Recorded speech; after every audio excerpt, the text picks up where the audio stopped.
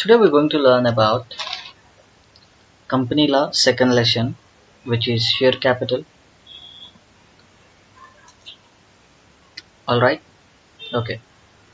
So first, share capital. The word capital. We'll start with the word capital. See, obviously, if you want to start a business, you need money, which we call it as a capital. But you are getting this capital from shareholders, right? Shareholders means nothing but who hold the shares. That means public. So you will give shares to the public and the public will give money to you. Since you are giving shares to the public and they are holding the shares, so that's why they are called shareholders. And then you are taking their money. Let's just say you took 1 lakh, right? Everybody, all shareholders will has a share in your 1 lakh rupees, right? So that's why that is called as share capital. Let's just say they all contributed 1 lakh rupees, right? Each share value is 100 rupees, right? That means how many shareholders you have? 1000 shareholders you have, right? So 1000 shareholders contributed 100 rupees each. So then ultimately you got 1 lakh rupees share capital. Alright. So probably you might have studied all this in your 11th and 12th. So let's move on to the another concept, which is classification of share capital. So for every company there will be some document called as MOA, Memorandum of Association, right? So in this Memorandum of Association, you need to specify the details, all the details about your company, what kind of company, what kind of business you are doing, or who are the directors of that company, how much share capital you have, how much profits you are getting. Everything about your company should be specified in the Memorandum of Association, right? So in simple words we can say that it is like a constitution, right? In constitution it will be described how India should be, right? So in the same way how your company should be, it will be described in your Memorandum of Association. So let's just say in this Memorandum of Association there is 10 lakhs has been described as a share capital, right? So that means up to 10 lakhs you are authorized to raise capital from the public. That means let's just say public, and then your company, let's just say your company called as ABC Limited, right? So then your company can give issue shares worth of up to 10 lakh. So more than 10 lakhs you cannot raise from the public, right? So up to 10 lakhs you are authorized to raise the capital from the public. So that's why that is called authorized capital, or we can also call it as nominal capital or register capital. So more than this, in the lifetime of your company, you cannot raise more than 10 lakhs if it is mentioned. So whatever the figure it may be. If the figure mentioned 1 crore, more than 1 crore, you cannot raise the capital from public, right? Next one. So let's just say in your Memorandum of Association, they mention 10 lakhs on. So this 10 lakhs will be the authorized capital.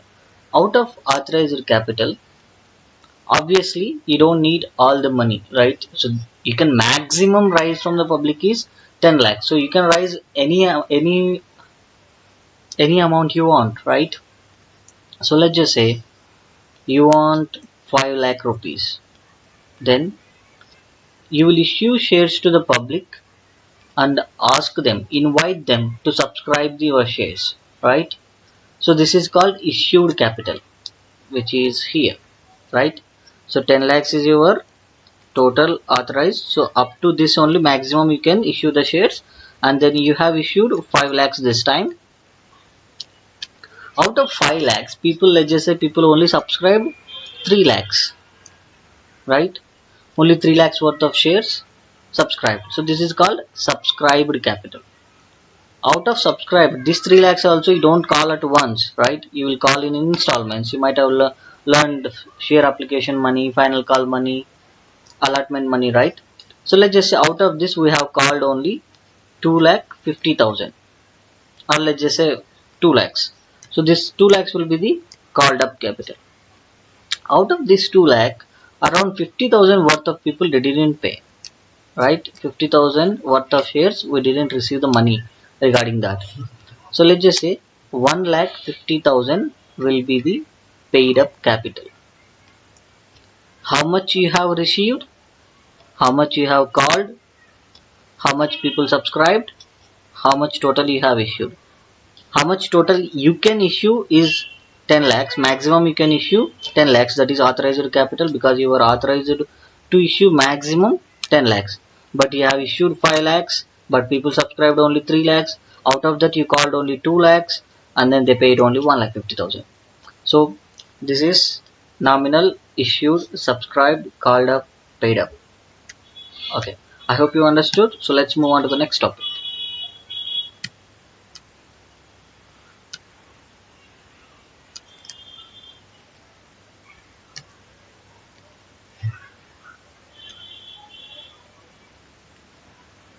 Yeah, so next topic is share and types of share capital. So we just discussed types of share capital, right? These are the types of share capital. Now we'll discuss the types of shares. So the shares are two types. One is equity share, another one is preference share. So if you get a capital from the equity shares, then that capital is called equity share capital. If you get a capital from the preference shares, that is called preference share capital, right? So what are the difference between the equity share capital and the preference share capital, and what is the definition of that, we will see here. Now, so preference share capital, you will have one thing called as preferential right. That means first they will prefer you for what? For repayment of the your capital, repayment of the capital. Let's just say when the company is closing, okay, first they will pay you, and then if there is any remaining, then only they will think about the equity share capital, right? So you will get a preferential right over the repayment of the capital and as well as the dividends. When the company get a profit, first they will pay dividend to you, and then if there is anything remaining, then they will pay to the equity shareholders, right? So preference shareholders has a preferential right over the repayment of the capital, over the payment of the dividends. But what they don't have is voting rights. They don't have any voting rights, right? If there is any business decision to be taken, then it depends upon the equity shareholders, right? And why, we will see here why there is no voting rights for the preference shareholders. We'll see here. Okay, what is equity share now? Any equity share which is not preference share capital. So if any share capital which is not preference share capital will become the equity share capital, right? So equity shareholders have right to vote, right to receive dividend, and then they can transfer the shares freely without any restrictions. Okay, so here if the company get a profits, okay, let's just say company got 100 rupees profit, and then we have promised 10% dividend, right? We will pay 10 rupees to the preference shares, because we have promised 10% dividend to the preference shares, and then we will pay 10 rupees to the preference shares. Remaining 90 rupees is enjoyed by the equity shareholders only, right? So they can take up the entire profit after distributing the dividends to the preference shareholders. Let's just say they got the minus 100 rupees loss. Then this entire minus 100 rupees also should be bear by the equity share capital only. See, equity share capital has a right to share profits also, and they has to share losses also, because they are like owners of the company. See, if you are a owner of the company, you have to, when you get a profit, they will distribute the profit as well, and then when they get a loss, you have to bear that loss also. But how much loss? So it's up to the share value you contributed. Let's just say you have contributed 10 rupees, right? Then if the company get a loss, then this entire 10 rupees is gone, you won't get anything. But whereas preference share capital is not like that, right? Even if the company is in losses, first they will pay back to you, right? If, let's just say if the company is closing and the company has only 100 rupees remaining, right? And then there is equity share capital, then there is preference share capital. They have raised money from preference share capital, let's just say 80 rupees, and then they have raised money from equity share capital is 50 rupees, right? So then first they will pay to this, and the entire remaining 20 rupees will be paid back to this 50, right? Remaining 30 rupees loss, this equity share capital has to bear. Then there is no option for them, because they are like owners of the company, so they has to bear both losses and as well as the profits, right? Since they are the owners of the company, so that's why they have right to vote. They they can run the business, but whereas preference share capital is like outsiders of the business. So the main difference is voting rights. Equity share capital has voting rights, preference share capital has no voting rights. And then, so in equity share capital also there are two types of that. One is equal voting rights, another one is differential voting rights, right? Generally equity shareholders has a power because they has a right to vote, right? Let's just say some people that I don't want any power, I want dividend. That means he is giving up his voting right, right? So let's just say, like, if you give up your voting right, then you will get the fixed percentage of the dividend. So then just for the dividend, these people are giving up their voting right, then they'll get the dividend. So that is called differential voting right.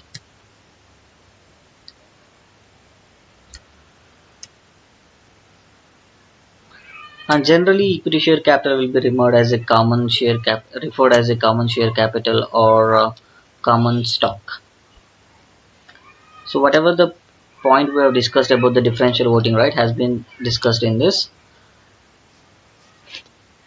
and in this paragraph they has discussed about share. Share is nothing but like you have a right to like if you have contributed 10 rupees and then there is 1,000 is the share capital, then your 10 rupees is also included in this, right? So then you will get some rights and liabilities. Rights means like if the company will do the business with this 1,000 rupees and earn some, let's just say 100 rupees profit, then you have to right to share from this profit. If the company get a loss, then your entire 10 rupees is gone, that is liabilities. So right to participate in the profits, because you are a shareholder, you have a share in the share capital, so that's why you have a right to participate in the profits. Okay. And then shares will be considered as a movable property,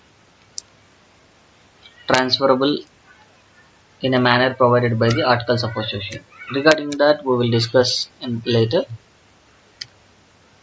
Okay, so we were discussing types of share capital and then types of shares also, but how to issue these shares, right? So let's just say you want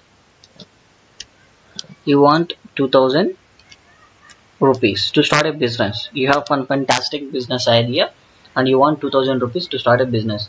Assume that you don't get any loan from the bank, and no partnership, no other thing, right? So then you will describe your idea to public. How? By issuing prospectus. Prospectus. Prospectus is nothing like a brochure, right? So let's just assume that you're going to a new college, so they will give the brochure of those college. In that college, everything about that college, like how many ranks they got, what are the infrastructure they have, everything about the college will be described in the brochure, right? In the same way, prospectus also everything about the company and your idea will be described in this prospectus and will be given to the public. If the public like your idea, right, that means nothing but investors, if they like that your idea, they will invest in your company. They will give the 2000 rupees to you and you can do business with that, right? If you are doing for this for the first time, that means you are offering your shares to the public for the first time. That is called as initial public offer. Initial public offer. Okay. Now this public offer only can be done by the public companies. Public companies. That means they are the only eligible to raise money from the public. Private companies cannot do that, right? So they can issue the prospectus, which is clearly discussed in this chapter, uh, only the letter. And then, so if the public company, then they can raise the money from the public. Then, if it is a private company, they can raise the money from private placement. Private placement. Sorry.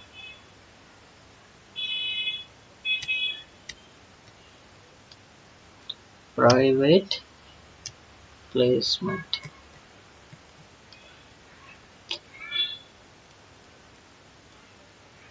Hold on.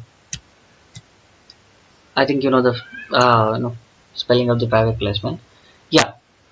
So public company can raise the money from the public. Like they can issue an advertisement in the newspaper. So anybody who likes your idea can subscribe. But whereas private company cannot issue to the public, so they can, like maybe 10 members or 20 members privately, they can approach to those people and then they can tell about their idea, and if those private people like that, and then they will invest in the private company. So that is the difference between private placement and then public offer. Public offer means to everyone, right? Private placement means only to the specific people.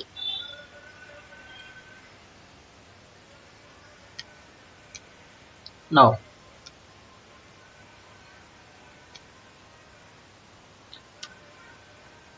so if the public company which is listed entity, listed means it is listed in any stock exchange, or it is thinking to desirous to listing in the stock exchange, then that company has to follow this SEBI Act, issue of capital and disclosure requirement regulations 2009.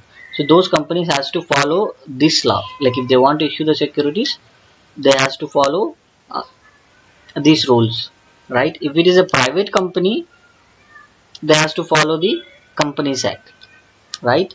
So we can say that governing laws, if it is for the public company and the private company, it is different.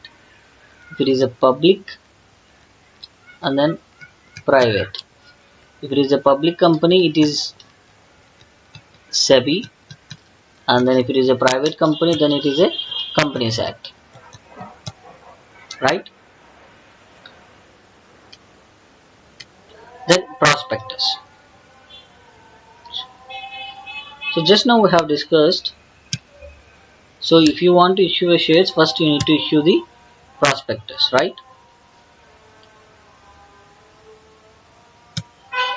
So in the prospectus there are types of it, which will be discussed in the next class clearly. Thank you, and please do subscribe.